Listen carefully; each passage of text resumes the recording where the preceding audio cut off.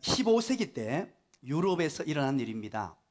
이때는 모든 사람들이 지구가 네모났다고 그렇게 생각을 했습니다. 그래서 지구에 끝이 있다고 그렇게 믿었습니다. 따라서 바다에도 멀리 나가지를 못했습니다. 한때 스페인 영에 속해 있던 도시였던 리스본, 지금은 포르투갈의 수도입니다. 우리가 잘 알다시피 유럽의 제일 서쪽 끝이 스페인이죠. 그러나 스페인보다 더 옆에 있는 나라가 바로 포르투갈입니다. 그 포르투갈의 수도인 리스본, 이 리스본은 해안 도시인데요, 해안 도시에서 배를 타고 쭉 가다 보면 한참 끝에 큰 바위가 하나 있다고 합니다. 그 바위에 그때 당시 이렇게 기록이 되어 있었다고 합니다. There is nothing behind, 이렇게 기록을 해놨다고 합니다. 여기는 끝입니다. 이 너머에는 아무것도 없습니다. 여기가 바로 이제 마지막 지점이니까 더 이상 가지 말라는 그런 내용의 문구였습니다. 그러다 보니까 사람들이 이제 겁을 내어서 더 이상 가지 않았습니다. 왜냐하니까 지구가 네모났으니까 그 이상 가면 전부 떨어져서 죽는다고 생각했습니다. 그런데 1492년에 한 사나이가 일당의 무리들을 이끌고 작은 배를 타고 가면서 이렇게 외쳤습니다. 이 바위 위에 새겨진 그런 사실이 아닙니다. 여기는 끝이 아닙니다. 이 너머에는 위대한 희망의 세계가 있습니다 하면서 작은 배를 타고 일당의 무리들과 함께 가게 됩니다. 이 사람은 여러분들이 잘 아는 대로 크리스토퍼스 콜럼버스라는 사람입니다. 우리는 이 사람을 매우 잘 기억하고 있죠. 15세기 말에는 유럽의 남서부 지역에 커다란 지진이 2번이나 일어났습니다. 엄청난 지진이었습니다. 삶의 뿌리조차 흔들릴 만큼 큰 지진이 2차례 일어났죠. 그런가 하면 전염병이 나돌기 시작했습니다. 콜레라, 페스트가 휩쓸고 다니면서 유럽에 있는 사람들은 절망의 깊은 수렁 속에 빠지게 됩니다. 희망이 없어 보였습니다. 모든 사람들은 절망의 자랑에서 그렇게 살아가고 있었습니다. 그런데 이 콜럼버스라는 이 젊은 사람이 드디어 일당의 무리들을 이끌고 배를 타고 가면서 희망을 외쳤고, 그리고 발견한 땅이 저와 여러분이 잘 아는 바로 미대륙, 신대륙을 발견했다는 것입니다. 그래서 많은 사람들에게 희망을 보여주었고, 절망의 끝자락에서 희망이 있음을 선포하며 희망을 외치는 사람으로 살아갈 수 있었다는 것입니다. 사랑하는 여러분, 대망의 2020년이 시작되었습니다. 오늘 저와 여러분의 삶을 한번 돌아보시기 바랍니다. 이 세상 사람들은, 모든 사람들이 힘든다, 못 살겠다, 사업이 안 된다, 장사가 안 된다, 경기가 어렵다, 내뱉는 말들이 전부 다 부정적인 얘기고 절망의 언어들을 쏟아내고 있습니다. 그렇다면 하나님의 택한 백성들은 어떤 언어를 하고 살아야 됩니까? 예수 믿는 사람들조차도 똑같이 이 이야기를 따라서 하면 안 됩니다. 물론 힘든 건 사실입니다. 그런데 한번 깊이 생각해 보시기 바랍니다. 우리가 이 땅을 살아가는데 힘이 안 든 상황이 있었습니까? 매년 여러분 연말을 보내고 새해가 되면서 힘이 안 든 해가 있었다면 여러분 한번 손들어 보시기 바랍니다. 그 해를 저에게 가르쳐 주시기 바랍니다. 경기가 조금 풀려도 어려운 사람은 어렵습니다. 조금 물질적으로 부유함이 와도 삶은 빠듯하고 어렵습니다. 세상 사람들은, 모든 사람들이 어렵다고 합니다. 어려운 것은 사실입니다. 그러나 예수 믿는 사람들이 어떻게 이 어려운 시대를 살아가야 하느냐? 모든 사람들이 절망이라고 외치고 힘든다고 외치고 안 된다라고 외칠 때 예수 믿는 사람들은 희망을 외쳐야 되는 줄 믿으시기를 간절히 축원합니다. 희망의 소리를 내어야 돼요. 꿈을 이야기해야 됩니다. 비전을 얘기해야 됩니다. 현재에 붙잡혀 사는 사람이 아니고 환경을 보고 절망에 빠지고 현 상황을 보고 모든 것을 내려놓고 부정적인 사고 속에 매몰돼 사는 사람이 아니라 미래를 바라보며 비전을 향해 살아가는 사람들이 바로 하나님의 택한 백성들입니다. 오늘 저와 여러분은 빌립보서를 함께 펼쳐놓았습니다. 이 빌립보서는 바울이 2차 전도 여행 기간에 세운 교회입니다. 바울은 2차 전도 여행 기간에 가고 싶었던 곳이 있었습니다. 어디였습니까? 바로 터키였습니다. 에베소였어요. 터키 에베소, 소아시아 에베소, 지금은 터키라고 하죠. 거기로 가고 싶었는데 하나님께서는 강제적으로 거길 보내지 않고 빌립보로 보내었습니다. 그래서 2차 전도 여행에 하나님의 선한 섭리를 따라 당도했던 곳이 빌립보였어요. 이 빌립보는 마게도냐 지역입니다. 오늘날로 말하면 유럽입니다. 동부 유럽이지요. 바로 유럽을 진입하는 곳입니다.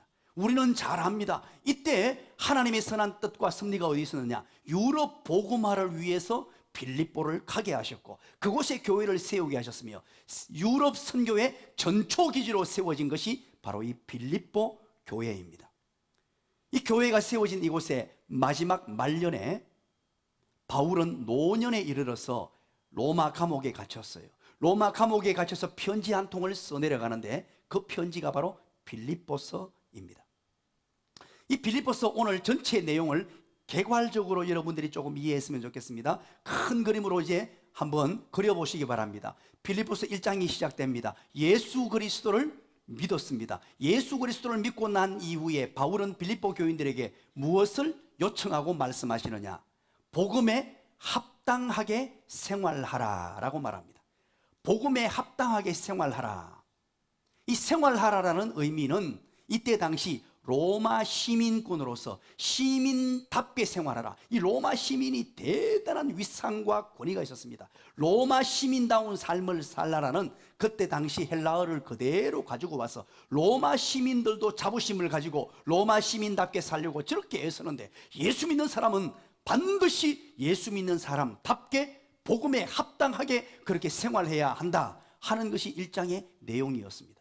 그리고 2장에 넘어옵니다. 그렇다면 복음에 합당하게 생활하는 모습이 어떤 모습이냐?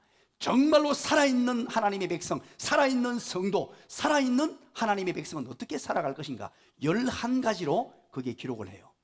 11가지로 기록하고 난 뒤에 그리고 그렇게 살았던 복음에 합당하게 생활했던 두 사람을 소개합니다. 모델로 제시합니다. 그 사람이 한 사람은 D로 시작하고 한 사람은 A로 시작합니다. 자, 첫 번째 사람은 누굴까요? D로 시작. 이야, 디모데라고 얘기한 사람 손 들어 보시기 바랍니다. 축복이 있을지어다. A로 시작하는 분은요, 시작. 에바브로디도. 이 두 사람을 모델로 제시를 합니다. 복음에 합당하게 생활한 두 분이 이런 분입니다. 그래서 이분은 교회의 충성스러운 일꾼이 되었고 하나님의 나라와 복음을 위하여 열심히 사신 분들입니다 라고 하면서 2장을 마무리 짓습니다. 그리고 3장이 오늘 본문이잖아요. 3장에 들어오면서 이제 문제가 터졌습니다. 이렇게 신실한 하나님의 일꾼들도 있고 디모데와 에바프로디도라는 신실한 하나님의 사람들도 있고 복음에 합당하게 생활하려고 애를 쓰는 신실한 하나님의 교회인데 이 교회 안에 유대 율법주의자들이 침투했습니다. 빌립보 교회의 뿌리조차 흔들거리도록 건강을 흔들거리도록 만들어버렸어요. 복음 신앙에 상당히 위협을 가하는 바로 유대 율법자들이 침투해서 하나님의 복음, 예수 그리스도의 복음을 흔들흔들거리도록 만들기 시작했습니다. 그리고 또 한 가지 극단적인 자유를 주장하면서 육체의 쾌락을 일삼는 반도덕주의자들이 교회 안에 들어왔습니다. 소위 말하는 자유주의자들입니다. 쾌락을 일삼아도 된다는 사상과 주관을 가지고 교회 안에 퍼뜨리기 시작한 것입니다. 하나님의 교회가 견고히 세워졌습니다. 빌립보 교회가 유럽 선교의 전초기지로 유럽의 가장 첫 번째 교회로 견고하게 세워져서 이제 서쪽으로 복음을 들고 나아가야 될 교회였습니다. 그래서 살아있는 교회, 살리는 교회였어요. 정말로 멋진 복음에 합당하게 생활하는 교회였습니다. 그런데 이 교회에 심각한 문제가 발생하게 되고 율법주의자들과 자유주의자들이 들어와서 하나님의 백성들을 유혹하며 하나님의 백성들이 올바른 복음을 따르지 못하도록 하는 이런 위협 속에 빠지게 됩니다. 그리고 오늘 본문이 우리에게 주어져요. 그렇다면 오늘 이 본문을 보면서 우리는 이런 2020년이라는 새해를 우리가 맞이하면서 어떻게 살 것이냐. 우리도 지금까지 열심히 신앙생활을 했습니다. 하나님의 복음을 위하여, 하나님의 교회를 위하여 복음을 가슴에 담고 뜨거운 심정으로 열심히 지금까지 왔습니다. 그러나 우리 앞에 때로는 어려움이 주어진다는 것입니다. 유대의 율법주의자들, 자유주의자들이 빌립보 교회에 침투해서 성도들을 위협하고 성도들을 신앙생활 잘하지 못하도록 만들었던 것처럼 우리에게도 동일하게 문제가 나타날 수 있습니다. 저와 여러분의 인생이 행복과 기쁨이 가득한 삶을 누리며 하나님이 주시는 은혜와 평강을 누리며 역동적으로 열심히 달려가는 인생이 되어야 하는데, 그러지 못하도록 가로막는 장애물들이 우리 앞에 찾아올 수 있다는 사실입니다. 이제 2020년을 달려가면서 2020년을 맞으면서 우리는 성공적인 인생, 행복한 신앙생활, 정말로 희망을 창조하는 복된 하나님의 사람이 되기 위해서 어떻게 살 것인가? 오늘 그 해답을 오늘 본문에서 우리에게 주고 있습니다. 세 가지로 간략하게 정리하려고 합니다. 첫 번째입니다. 여러분 큰 소리로 따라서 합니다. 표대를 향하여 달려가는 인생이 되어야 합니다. 이것이 구체적인 첫 번째 지침입니다. 우리가 이 땅을 살아가면서 여러 가지 위협이 찾아옵니다. 예수님을 제대로 섬기지 못하게 만들고 역동적으로 살아가려는 우리의 삶을 방해하는 요인들이 우리에게 찾아올 것입니다. 그럴 때 우리는 표대를 향하여 달려가는 인생이 되어야 합니다. 12절부터 14절까지 우리가 읽었죠. 거기에 반복되는 단어가 있습니다. 12절을 시작하면서 뭐라 그럽니까? 달려가노라 라고 12절을 마무리 짓습니다. 그리고 나서는 또다시 14절을 보시면 표대를 향하여 14절 끝에 달려가노라 라고 말합니다. 달려가는 인생이 되어야 한다는 것입니다. 그렇다면 여러분, 이 달려가노라 라는 단어의 의미가 뭘까요? 우리는 한글로 봐도 이것은 충분히 의미가 다가옵니다. 그죠? 달려가는 인생이 되는 것, 이게 도대체 우리가 충분히 이해가 됩니다. 그렇다면 성경에서 말하는 이 단어는 진정한 의미가 뭐냐는 거예요. 이 디오코라는 단어를 써요.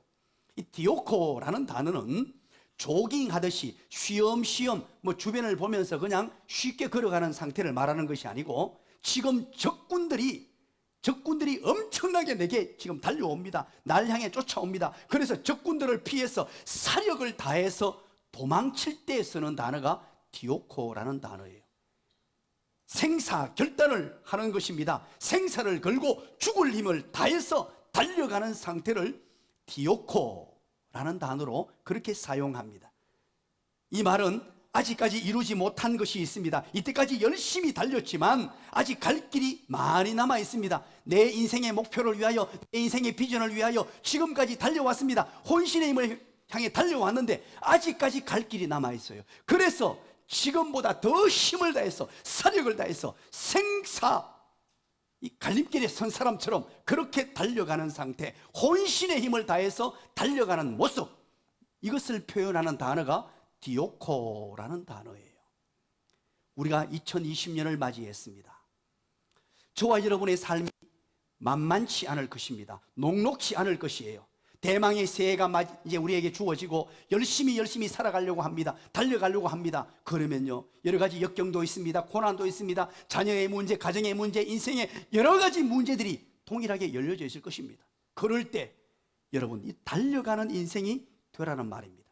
그렇다면 달려간다라는 단어 속에서 여러분들이 연상되는 단어가 있어야 돼요. 그 단어가 무엇이냐? 따라서 합니다. 열정. 여러분, 제가 열정을 워낙 많이 강조해서 이제 귀에 딱가리가 딱 잡혔죠.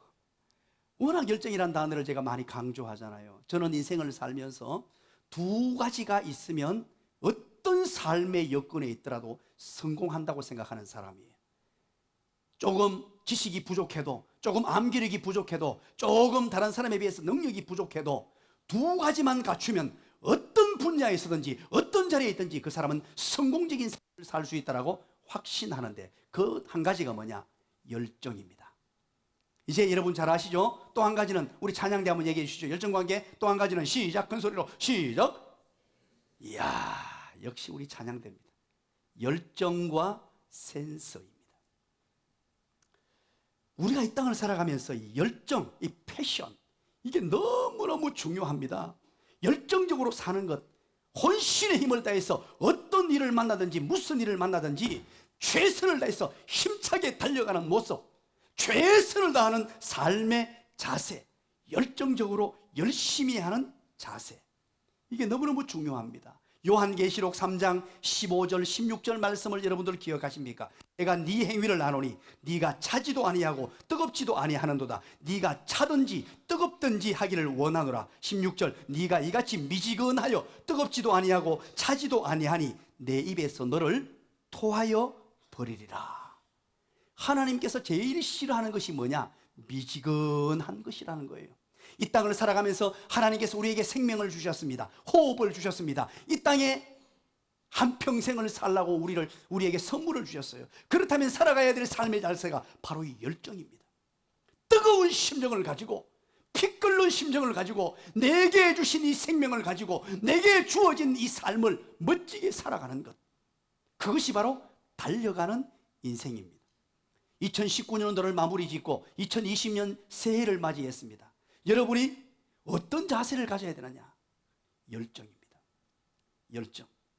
로마서 12장 11절을 기억하십니까? 부지런하여 게으르지 말고 열심을 품고 주를 섬기라 라고 말합니다. 우리 주님께서 가장 싫어하는 게 미지근하고 게으른 것이란 뜻이에요. 우리 주님이 간절히 소원하는 게 열심을 품고 열정을 다하여 신앙생활하고 주를 섬기고, 그런 자세로 직장생활하고 그런 자세로 여러분의 삶을 살아가시기를 주님의 이름으로 간절히 축원합니다. 간절히 축원합니다. 열정을 가진 자가 되어야 합니다. 지난번에 한번 말씀드렸는데 여러분 기억하실지 모르겠어요. 세상에서 가장 불쌍하고 어리석은 사람이 누구일까요? 오해하지 말고 이해 잘함으로 들으시기 바랍니다. 오해와 이해는 새것 차이인데 결과는 엄청납니다. 오해하지 말고 이해함으로 잘함 들어보십시오. 세상에서 가장 불쌍하고 어리석은 사람이 누구라고요? 첫 번째는 무식한 사람이라고 말씀드렸죠. 무식한 사람. 두 번째는 무식한 데다가 소신까지 있는 사람이에요. 기억나십니까? 그리고 세 번째는 무식한 데다가 소신까지 있고 거기에다가 열정까지 있는 사람이에요. 그러면 이거 절단납니다. 그래서 무엇이 필요하느냐? 열정을 가진 사람은 센스가 필요한 거예요. 센스가. 올바른 방향을 정하고 올바른 목적을 향하여 열정을 내야 되지, 잘못된 열정을 가지면 나 자신도 무너지고 주변 사람들도 함께 힘겹게 만드는 결과를 초래하게 됩니다. 센스는 어떤 의미로 여러분이 해석할 수 있습니까? 영어죠, 이거. 센스. 영어에는 이 의미가 여러 가지가 있습니다. 이 센스라는 것은요. 그 중에 가장 중요하게 오늘 제가 사용하는 의미입니다. 그게 바로 판단력, 결단력, 분별력이에요. 센스예요. 이 땅을 살아가면서 열정을 가지되 우리 주님 말씀하시는 대로 열심을 다하여 열정을 다하여 달려가는 인생을 사는데 반드시 센스를 갖춰야 돼요. 결단력과 판단력, 분별력을 제대로 갖추고 달려가야 합니다. 그래서 나오는 얘기가 여러분 따라서 합니다. 속도보다 방향입니다. 큰 소리로 한번 해주세요. 속도보다 방향입니다. 이 시대의 화두가 되는 이야기죠. 이제는 너도 나도 할 것 없이 다 하는 얘기예요. 속도보다 방향이라고. 아마 우리나라가 열심히 지금까지 달려왔는데 달려오는 방향이 중요하다 하는 것이겠죠. 이 방향이 그러면 뭐냐는 거예요. 그 방향, 그게 바로 우리의 사명이요 비전입니다. 이게 바로 우리 인생의 표대란 말이에요. 오늘 본문에 어디를 향하여 달려가야 된다고요? 표대를 향하여 달려가야 되는데 열정과 센스를 가지고 부지런히 최선을 다해 달려가는 인생이 되어야 되는데 어디를 향하여 달려가느냐는 거예요. 그게 바로 오늘 본문에는 표대라고 얘기합니다. 표대. 이 표대를 우리 교회에서는 이 본문을 그대로 가져와서 해석을 해놓았습니다. 그 표대가 무엇입니까? 우리의 사명 그리고 우리의 비전입니다. 자, 이제 여러분들은 지난 세월 동안에 계속해서 미션과 비전에 대해서 배웠습니다. 우리의 사명, 우리의 미션, 우리의 비전, 끊임없이 이것을 반복하고 듣고 또 들었습니다. 정리를 하시고 이제는 이것은 여러분의 가슴에 깊이 새겨진 잘 박힌 목과 같이 새겨야 합니다. 우리의 비전과 우리의 사명, 우리의 사명과 우리의 비전이 어디 있습니까? 주보 2면입니다.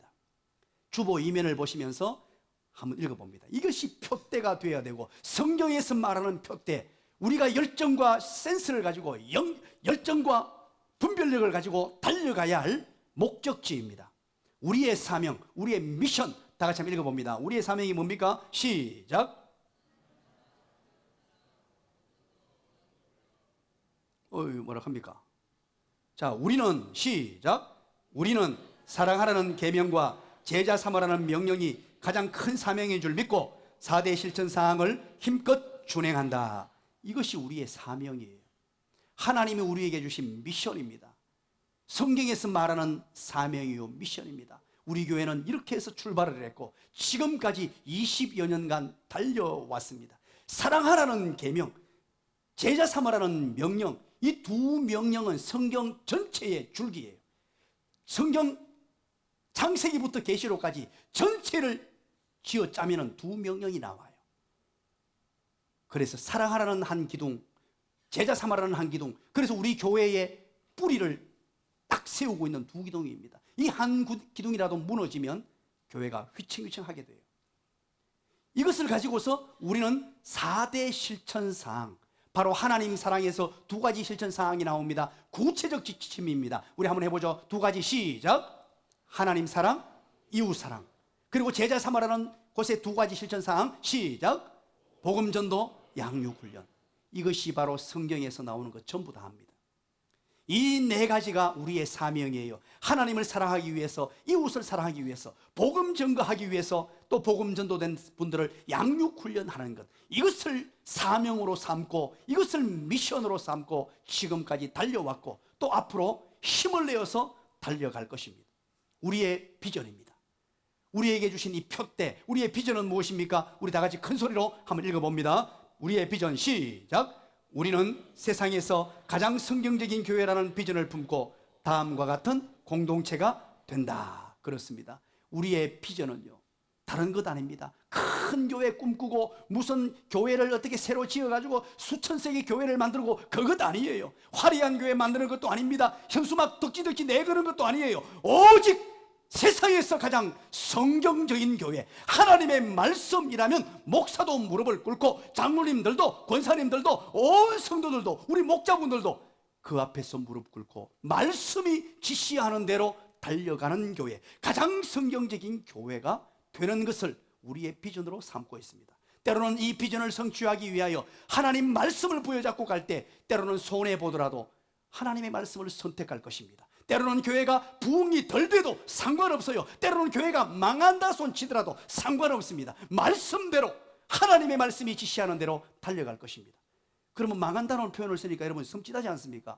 성경대로 하면 망할까요? 안 망할까요? 안 망할까요? 안 망할까요? 결과는 뻔히 나 있는 사실이에요. 하나님의 말씀대로 하는 교회, 누구도 하나님 말씀 앞에 큰 소리 내는 사람이 없는 교회, 세상에서 하나님이 지시하시고 하나님이 말씀하시는 대로 함께 가는 교회. 그래서 구체적인 지침입니다. 세상에 희망을 주는 공동체가 되는 것입니다. 이 세상은 절망에 빠져 있습니다. 모든 사람들은 입맛 떼면 안 된다, 힘들다, 어렵다 그럽니다. 여러분, 이 세상은 지금요 진보와 보수가 나누어져 있습니다. 안 그래도 남북으로 나누어져 있다가 동서로 나누어져 있는 이 사회 속에 진보 보수가 극렬하게 나누어지는 안타까운 이 상황이에요. 사람들은 그래서 여기에 절망에 빠져 있고 힘들어합니다. 사랑하는 여러분, 하나님의 택한 백성들은 어떤 관점으로 세상을 바라보는 것입니까? 보수의 관점으로 바라봐도 안 되고 진보의 관점으로 세상을 바라봐도 안 됩니다. 이 이데올로기에 빠져버리면요 심각하게 돼요. 이데올로기는 우상이란 말입니다. 우상. 그래서 하나님의 택한 백성들은 철저하게 말씀의 안경을 끼고 세상을 바라보고, 절망에 빠져 있는 사람들, 진보에 계신 분들도 보수에 계신 분들도 우리의 전도 대상자고 우리의 사랑의 대상이고 그들도 우리가 섬기고 안고 예수 복음을 전해야 될 대상인 줄 믿으시길 간절히 축원합니다. 믿으시기 바랍니다. 아멘은 크게 따라서 합니다. 아멘은 크게. 아멘은 크게. 목사는 지금 목이 쉬라고 고함 지르는데 아멘. 사랑하는 여러분, 교회 안에 이런 이데올로기가 들어오고 나누어지면요 절단나요. 오직 하나님의 말씀이 그런가? 말씀이 진보가 맞다면 진보의 손을 들어주고 보수가 맞다면 보수의 손을 들어주고 그렇게 사는 게 예수 믿는 사람이에요. 이거 여러분 분명히 명심하십시오. 그래서 지금 희망이 없는 이 시대에 많은 사람들이 지금 난장판처럼 보이는데 누가 어느 집권이 집권한들 세상은 늘 똑같아요. 우리는 확신할 수 있는 것이 예수 복음으로 저들에게 전달해야 되고, 예수 안에서 하나님의 나라가 확장되어 가고 하나님이 통치하시는 사회가 되도록 만드는 것, 그게 해답이에요. 그렇게 하려고 애를 써야 돼요. 오늘날 이 시대가 너무너무 안타까운 시대가 되었습니다. 세상에 희망을 주는 공동체가 되어야 됩니다. 우리 교회가 보수든 진보든 누구든지 간에 예수 그리스도의 복음, 하나님의 나라의 복음, 이것을 가지고 저들에게 희망을 주는 교회, 성도가 변화되고 행복한 교회입니다. 성도가 어떻게 변화됩니까? 구원은 변화예요. 구원은 트랜스포메이션입니다. 구원은 변화를 이끌어내요. 불행했던 삶에서 구원받고 난 뒤에 행복한 삶이 됩니다. 행복한 삶이 되어 행복한 공동체를 이루는 것입니다. 이것이 바로 두 번째입니다. 날마다 세 번째, 말씀과 기도의 능력을 경험하는 교회. 하나님의 말씀을 아멘으로 받고 말씀에서 주시는 능력, 기도를 통하여 주시는 은혜, 이것을 가지고 날마다 달려가서 하나님의 능력과 권능을 우리 삶에서 체험하고 경험하는 공동체가 되는 것입니다. 그리고 제자 삼는 제자들의 공동체가 되어야 됩니다. 우리는 예수 믿지 않는 사람들이 복음 전도되어 오면 그들을 하나님의 말씀으로 양육하고 가르칩니다. 또 가르칩니다. 또 가르칩니다. 그리고 사랑방에서 또 다른 제자를 양육하고 또 다른 제자를 양육하여서 수많은 사람들을 하나님의 사람들로 만들어내고, 그래서 이 사회가 행복한 사회, 그 한 사람이 행복한 사람이 아니고 점점 많은 사람들이 예수 안에서 제자가 되어 행복한 세상을 만들어갈 것입니다. 그런가 하면 다음 세대와 함께 행복한 공동체를 누리는 것입니다. 우리 다음 세대 아이들에게 무엇보다도 예수 복음 잘 전달하고 예수 그리스도의 가치 체계를 잘 가르쳐서 예수님 안에서 행복을 누리는 아이들로 만들어가는 것입니다. 사랑하는 여러분, 우리는 크고 화려한 교회를 꿈꾸는 교회가 아닙니다. 세상의 어떤 이미지로 세속적인 어떤 잘 되는 것을 꿈꾸는 교회가 아닙니다. 우리 교회는 하나님의 말씀이 지배하는 교회, 세상의 화려함보다 말씀 한 구절에 목숨을 거는 교회, 교인들의 숫자에 관심 가지기보다 한 영혼 한 영혼을 소중히 여기는 교회, 한 분 한 분을 부여잡고 우리 교회에 들어온 교인 한 분 한 분 힘겨운 분들을 보듬어주고 안아주고 기뻐할 일 있으면 마음껏 박수 쳐주고 함께 어려움을 나누고 함께 기쁨도 함께하는 공동체, 한 영혼을 소중히 여기는 교회, 뭉뚱그려서 숫자로 보는 교회가 아닌, 그래서 우리 교회는 숫자가 몇 명인지 모른다 그랬죠. 여러분, 숫자 신경 쓰지 마십시오. 두 번째입니다. 두 번째, 한 걸음 더 나가서 그렇다면 사명을 향하여, 비전을 향하여 달려가는 인생이 계속 멈추지 않고 달려가려면, 첫 번째 표대를 향하여 달려가는 인생이 되어야 된다고 했는데, 이제 멈추지 않고 달려가려면 두 번째, 따라서 합니다. 예수님을 붙드는 인생이 되어야 합니다. 예수님을 붙드는 인생이 되어야 합니다. 12절 보십시오. 우리 다 같이 한번 읽어볼까요? 다 같이 읽습니다. 시작. 내가 이미 얻었다 함도 아니요 온전히 이루었다 함도 아니라 오직 내가 그리스도 예수께 잡힌 바 된 그것을 잡으려고 달려가노라. 아멘. 예수께서 나를 잡으셨다. 그렇죠. 잡으셨으므로 나는 그것을 붙들고 달려가고 있다. 이렇게 표준 세번역에서는 번역을 해놓고 있어요. 그렇습니다, 여러분. 표대를 향해 달려갈 때 우리가 멈추면 안 됩니다. 가다 보면 어려움도 있습니다. 역경도 있습니다. 고난도 있습니다. 방해 요인도 있어요. 여러 가지 문제도 있을 것입니다. 그때 멈추어 서면 안 됩니다. 부르신 부름의 상을 위하여 쉬지 않고 달려가야 하는데, 달려가는 비결이 무엇이냐는 거예요. 어떻게 달려갈 수 있느냐? 역경이 찾아옵니다. 고난이 찾아옵니다. 빌립보 교회가 바로 이 문제가 터졌습니다. 율법주의자들이, 자유주의자들이 달려가지 못하도록 막아버렸어요. 그때 바울이 외치는 것이 그리스도 예수께 잡힌 바 된다라고 말합니다. 오늘 성경에서는 유일한 해답을 줍니다. 유일한 해답, 달려가는 것, 거기에서 멈추거나 혹은 머뭇머뭇할 때 새 힘을 얻고 달려가는 인생, 용기를 얻고 달려가려면 어떻게 해야 되느냐? 예수님께 잡힌 바 되어야 한다는 것입니다. 예수 그리스도 안에 거해야 한다는 것입니다. 그러면 넘치는 기쁨이 주어진다는 거예요. 이것은 세상이 주는 기쁨이 아닙니다. 세상에 어떤 힘 있는 자가 주는 기쁨이 아니에요. 바로 하나님의 성령께서 주시는 것입니다. 신앙의 많은 선배들을 여러분 기억해 보십시오. 종교개혁을 일으켰던 종교개혁자들을 여러분 기억하십니까? 스슬퍼런 핍박이 가해질 때 그 종교개혁자들이 어떻게 종교개혁을 했습니까? 종교개혁자 칼빈을 여러분 기억해 보시기 바랍니다. 루터, 쯔윙글리, 얀 후서, 진제, 도르퍼, 이런 수많은 사람들은요, 그때 엄청난 핍박을 맞았습니다. 올바른 교회를 세우기 위하여 달려갈 때 수많은 핍박과 때로는 생명의 위협이 닥쳐왔습니다. 그때 그들이 이겨낼 수 있었던 것은 다른 것 아니었어요. 오직 예수였습니다. 예수 그리스도께 잡힌 바 되었을 때 세상 사람들이 건드릴 수 없는, 세상의 핍박자들이 손댈 수 없는 강력한 하나님의 사람이 되었고, 어떤 위협 속에서도 힘 있는 하나님의 사람으로 달려갈 수 있는 그런 사람이 되었습니다. 초대교회 신앙인들 여러분 보시기 바랍니다. 초대교회 수많은 사람들은 예수 믿다가 죽어갔습니다. 여러분 베드로전서의 배경이 되고 오늘 빌립보서의 배경 되는 것도 마찬가지입니다. 모든 초대교회 성도들은요, 몸에 껍질이 벗겨서 핍박을 당해 죽고 십자가의 처형을 당했으며 몸이 갈기갈기 찍어 죽음을 당했고 인간 횃불이 되어서 인간 횃불로 우리 예수 믿는 사람들이 사용되는 처참한 지경까지 떨어지게 됩니다. 그런데 그들이 잡혀서 원형 경기장에서 함께 죽어갈 때, 사자밥이 되어 죽어갈 때 찢겨 죽으면서도 그들을 무엇을 했는 줄 아십니까? 입가에 미소가 끊어지지 않았고 활짝 웃으면서 찬송을 불렀다는 거죠. 어디서 그런 힘이 나왔습니까? 죽어가는 그들에게, 이 세상을 작별하는 그들에게, 곧 지금 죽는 상황인데 그들은 찬송을 부르면서 환한 천사의 얼굴을 하고 죽어갔다는 거예요. 무엇 때문에? 예수님 때문이었습니다. 예수님께 붙잡힌 바 된 때문이었어요. 사랑하는 여러분, 오늘 우리도 어떤 세속적인 것에, 어떤 것에 힘을 얻는 것이 아니고 예수 그리스도께 붙들린 바 된 사람 되시기를 주님의 이름으로 간절히 축원합니다. 간절히 축원합니다. 예수 그리스도에게 붙들린 바 되어야 돼요. 예수님 안에 거하는 자가 되어야 힘 있는 사람으로 달려갈 수 있습니다. 용기 있게 달려갈 수 있습니다. 어떤 핍박과 어떤 위협과 어떤 방해 속에서도 달려갈 수 있습니다. 김영모라는 사람이 쓴 빵 굽는 CEO라는 책이 있습니다. 제가 지난번에도 여러분들에게 한번 소개해 드린 적이 있죠.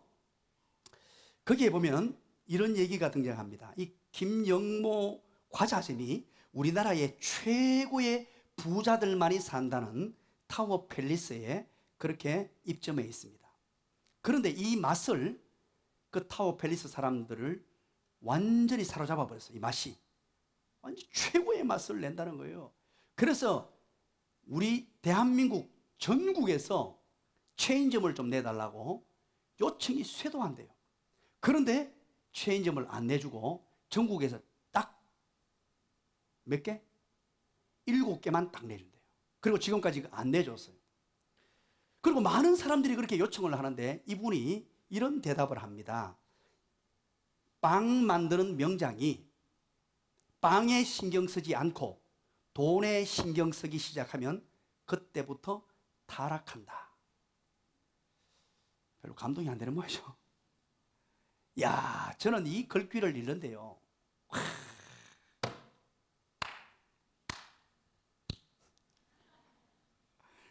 참 이분은 성공할 만한 분이구나. 이분이 대단한 분이구나. 이 챕터를, 이 이야기를 다루고 있는 책에 소제목이 있습니다. 소제목을 어떻게 잡았냐니까 이렇게 잡았어요. 빵인가 돈인가, 이렇게 잡았습니다. 참 저기가 일반 서적은 참 많이 잘 못 읽는 편인데 베스트셀러가 되고 하는 책들은 제가 꼭 읽어봅니다. 이 책을 읽고요, 많은 생각을 하게 만들었어요. 여러분 한번 보시기 바랍니다. 목사인 저도 목회를 하면서 이런 유혹을 받습니다. 큰 교회 만들고 싶은 유혹, 화려한 교회, 뭔가 빛과 번쩍한 교회, 막 세상 사람들이 막 쳐다보고 뭐 목에 기벗을 좀 하고 힘주는 그런 목사, 별로 좀 이렇게 여러분들이 안 놀라고 뭐 당연히 받아들이네요. 그런 마음들이 제 속에 때로 꿈틀꿈틀거려요. 그럴 때마다 묻는 질문입니다. 건물입니까? 예수님입니까? 교인의 숫자입니까? 예수님입니까? 외형적 화려함입니까? 예수님입니까? 늘 제 자신에게 묻습니다. 그래서 늘 한 영혼을 소중히 여기는 목사로 우리 교회에 계시는 한 분 한 분을 사랑으로 섬기며 어려울 때 그 무거운 짐을 함께 나누어 지고 기쁘고 좋을 때 함께 기뻐하는 목사, 그것이 교회 아니겠어요? 오늘날에는 이 교회가 완전히 사회의 어떤 기업체 비스무리하게 가가지고 목사가 CEO가 돼버리는 이런 어처구니 없는 상황이 와도 그것을 별로 이상하게 여기지 않아요. 그리고는 교회가 복음이 사라져 버렸습니다. 예수 복음 얘기하면 아는 얘기라는, 자꾸만 너무 쉬운 얘기한다고 이상한 교만기가 발동하기 시작하고, 이런 시대에 우리가 살고 있어요. 그럴 때 우리는 다시 한 번 더 오직 예수 복음밖에 없어요. 우리가 견고하게 달려가는 비결, 흔들리지 않고 우리의 비전을 향하여, 우리의 사명을 향하여, 표대를 향하여 달려가는 비결은요, 세상의 지위, 세상의 물질, 세상의 건강, 이것보다 더 우선되는 게 바로 예수 복음인 줄 믿으시기를 간절히 축원합니다.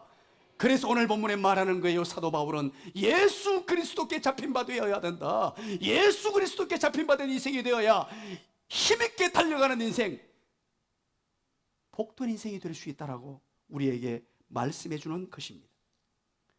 마지막 세 번째입니다. 마지막 세 번째, 13절 14절 우리 한번 읽어볼까요? 다 같이 한번 읽어봅니다. 시작. 형제들아, 나는 아직 네가 잡은 줄로 여기지 아니하고 오직 한 일, 즉 뒤에 있는 것을 잊어버리고 앞에 있는 것을 잡으려고 표대를 향하여 그리스도 예수 안에서 하나님이 위에서 부르신 부름의 상을 위하여 달려가노라. 아멘. 13절에 그럽니다. 오직 한 일, 즉 뒤에 있는 것을 잊어버리고, 그리고 뭐라 그럽니까? 앞에 있는 것을 잡으려고 표대를 향하여 달려가자 그럽니다. 세 번째는 따라서 합니다. 과거는 잊어버리고 미래를 향하여 나아가야 합니다. 그렇습니다, 여러분. 달리는 인생, 넘치는 기쁨을 소유하기 위해서는 가장 중요한 것, 뒤에 있는 것을 잊어버려야 합니다. 뒤에 있는 것, 그 과거예요. 과거의 모든 일들을 잊어버릴 줄 알아야 합니다. 사랑하는 여러분, 우리는 너무나 과거에 매여 살지 않습니까? 과거 속에 파묻혀 삽니다. 과거에 내가 뭘 했고 어떻게 했고 과거에 이룬 것들, 여기에 파묻혀 살기 때문에 미래가 사라져 버립니다. 표대가 사라져 버려요. 앞에 보이는 비전이 사라져 버려요. 너무 여기에 매여 살기 때문에, 내가 이루어 놓은 것, 또 내가 잘못한 것 때문에 그렇게 살아가지는 않느냐는 거예요. 여러분 한번 따라서 해보기 바랍니다. 지금의 행복은 잘 보낸 시간의 보상이다. 지금의 불행은 잘 못 보낸 시간의 보복이다. 여러분 이거 아셔야 돼요. 지금 내가 왜 행복하냐? 과거에 내가 어떻게 살았느냐의 하나의 결과물이에요. 그것이 행복이라는 이름으로, 성공이라는 이름으로 나를 이 자리에 서 있게 했습니다. 그런데 지금 혹시나 불행을 겪고 어려움을 겪었다면 과거의 나의 모습을 돌아봐야 합니다. 그런데 중요한 것, 여러분 이제 이런 오늘이라는 이 시간은 또 내일이면 과거예요. 이제 과거를 잊어버리고 내일의 행복, 내일의 성취, 내일의 비전을 위해서 지금 현재를 어떻게 사느냐. 과거를 계속 붙들고 있다 보면 미래가 엉망이 됩니다. 일본의 와타나베 주니치가 쓴 나는 둔감하게 살기로 했다라는 책이 있어요. 책 제목이 참 재미있어서 이 책을 보게 되었는데요. 나는 둔감하게 살기로 했다. 참 재미있지 않습니까? 책 제목이. 그래서 이게 무슨 내용인가 하고 이 책을 보니까 그 책 가운데 이런 내용이 있었습니다. 그 한 구절을 제가 읽어드립니다. 사람들은 과거에 있었던 일을 잊어버리지 못하므로 거기에 너무 민감함으로 자기 인생을 끊임없이 불행하게 만든다. 이런 내용들이 쭉 펼쳐져 있어요. 100% 공감이 갑니다. 정말 공감이 가요.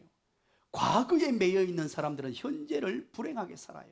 그러나 미래를 보고 미래를 꿈꾸며 비전을 가지고 사는 사람들은 현재가 행복해지게 돼요. 이거 놀라운 비밀입니다. 교회들 가운데 교회가 조금 힘들고 교회가 상처가 있고 부흥이 안 되는 교회의 특징이 있습니다. 그게 뭔 줄 아십니까? 교인들이요, 또 특별히 중직들이 늘 이런 얘기합니다. 내가 옛날에 교회에서 뭘 했고, 내가 과거에 교회를 위해 뭘 헌신했고, 또 내가 왕년에 이런 일 했고 하면서 호랑이 담배 피던 시절 얘기를 해요. 그런 교회는 죄송합니다, 희망이 없어요. 과거에 매여 가지고 사는 거예요. 중요한 건 현재요, 미래입니다. 여러분 옛날에 잘한 것 있습니까? 여러분 하나님 앞에 충성스럽게 한 일이 있습니까? 그것도 빨리 잊어야 됩니다. 그것이 교만거리가 아니라 먼 훗날 하나님 나라 가서 하나님께 인정받는 줄 알고 겸손하게 그것도 다 잊어버리고 내려놓고 미래를 향해서 달려가야 되고요. 옛날에 혹시 실패한 사람이 있습니까? 옛날에 잘못을 범한 사람이 있습니까? 옛날에 가슴 아픈 일 못했던 것 있습니까? 그것도 하나님 앞에 용서를 구하면 모든 죄를 깔끔히 용서해 주시는 줄 믿으시기를 간절히 축원합니다. 다 용서해 주세요. 그래서 과거 내 하나님 앞에 죄송스러운 것들, 내 하나님 앞에 부족한 것들도 다 잊어버려야 돼요. 그 과거를 다 잊어버리고, 그리고 우리 하나님의 택한 백성들은 미래를 향해서 나아가는 사람들입니다. 미래의 꿈과 비전을 향해서 미래를 위해서 달려가는 인생, 사명을 위해서 달려가는 인생, 비전을 위해서 달려가는 인생이 되어야 합니다. 이것이 바로 그리스도인을 삶의 자세고 예수 믿는 사람들의 삶의 방식이에요. 세상 사람들은 자꾸만 과거를 회개하고 과거에 집착해 삽니다. 과거가 어떻고 옛날이 어떻고, 그 옛날은 이제 다 잊어버리십시오. 잘한 여러분의 공로도 십자가의 그늘 아래 다 묻어주시고, 또 못했던 것들도 십자가의 은혜 아래 다 묻고 하나님께 용서를 구하고, 이제 새로운 미래와 비전을 향하여 새로운 꿈을 꾸며 하나님이 내게 주신 나의 비전과 나의 사명을 향해서, 그래서 여러분 나이에 상관없습니다. 85세 청년 갈렙을 여러분 기억하십니까? 85세 이상 되신 분도 꼭 기억하십시오. 나는 나이 때문에 목사님 이제 뭐 그냥 조용히 있겠습니다, 천만에 만만의 콩떡입니다, 그렇게 표현하지 마시기 바랍니다. 저한테 제발 좀 그렇게 얘기하지 마시기 바랍니다. 나이는 숫자에 불과합니다. 언젠가 한번 왔다가 언젠가 한번 가잖아요. 누구나 갈 인생. 육체적으로 조금 이제 노쇠하시고 연세가 많아지시면요, 힘이 떨어지는 게 사실입니다. 힘 떨어지거든. 여러분 작게 일하십시오. 그 대신 다른 일, 육체적인 노동 말고 여러분들의 경륜과 섬김이 얼마나 많습니까? 지금까지 쌓아온 노하우, 젊은이들이 따라올 수 없는 그런 경륜이 얼마나 많이 쌓여 있습니까? 우리 교회가 연세 드신 어른들의 경륜을 수용하고 젊은이들의 패기와 열정을 한데 끌어 모으고, 그래서 함께 가는 거예요. 누구 한 사람이라도 뒤로 물러서는 일 없고 과거 얘기만 하고 사는 것이 아니라 미래를 보고 사는 거예요. 젊은이들도 미래 보는 거 틀림없고 연세 드신 어른들도 이제 미래를 향하여 달려가는 거예요. 아멘. 원장로님 혼자밖에 안 하시는데요. 원장로님 땡큐 베리 감사합니다. 우리가 이런 마음을 갖고 2020년 이제 제가 달려가는 인생 하면 넘치는 기쁨 큰 소리를 한번 합니다. 달려가는 인생, 달려가는 인생, 달려가는 인생, 이렇게 한번 달려가 보십시다. 이제 우리의 비전과 사명, 꿈을 향하여 내 개인의 사명, 내 개인의 비전, 꿈, 우리 또 교회의 비전, 꿈을 향하여 과거는 잊어버리고 미래를 향하여 열심히 달려갈 때 넘치는 기쁨으로 하나님의 은혜로 채워주시는 줄 믿으시기를 간절히 축원합니다. 하나님 아버지 고맙습니다. 감사합니다. 오늘도 2020년 새해를 우리에게 허락해 주시고 이제 2020년도에 달려가는 인생 되어 사명을 위하여 비전을 위하여 달려가는 인생 될 때 하나님이 넘치는 기쁨으로 채워주심을 알고 넘치는 은혜로 넘치는 행복으로 채워주심을 알고 열심히 달려가는 하나님의 사람들 되게 하여 주시옵소서. 예수님 이름으로 기도드리옵나이다. 아멘.